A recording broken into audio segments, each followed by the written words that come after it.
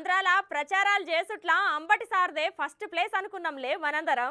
ఇగో ఈ మంత్రి సారు శ్రీ వల్లభ నారాయణ స్వామి ఉత్సవాలకు పోయి ఆడ స్వామి వారి సన్నిధానంలోకి పోయి భజన చేస్తున్నాడుల్లా. ఎవరి భజన? జగనాల్ సారు భజన అంటారు కదా టక్కున మీరు. కాదుల్లా, నిజంగానే భజన చేసుకుంటా భక్తి గీతాలు వాడుతున్నాడు. చూడు రొప్పారి.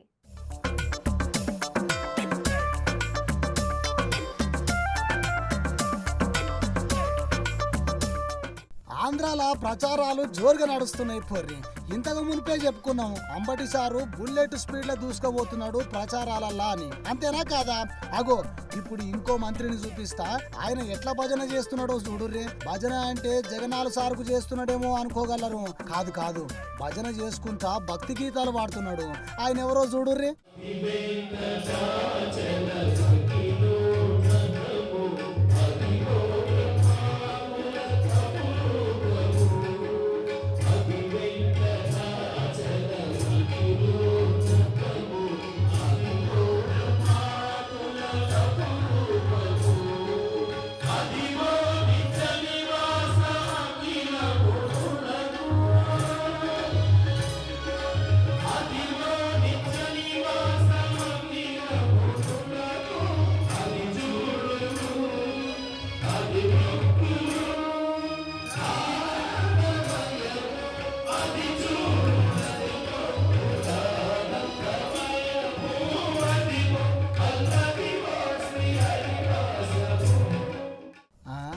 ఎవరైనా మంత్రి అప్పలరాజు సార్ లెక్కనే కొడుతున్నాడు అని అనుకుంటుర్రా?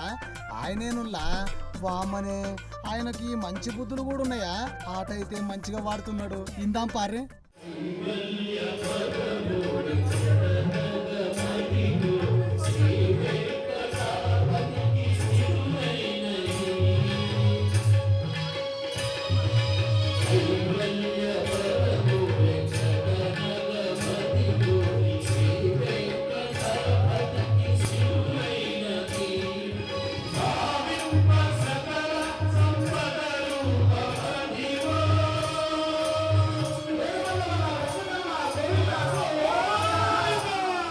చూసిరా, ఎన్నికలు దగ్గరికి వచ్చుడుతోని రాజకీయ నాయకుల పాటలు మామూలుగా ఉండైపోర్రి. చాయ్ పెడతారు, బజ్జీలు వేస్తారు.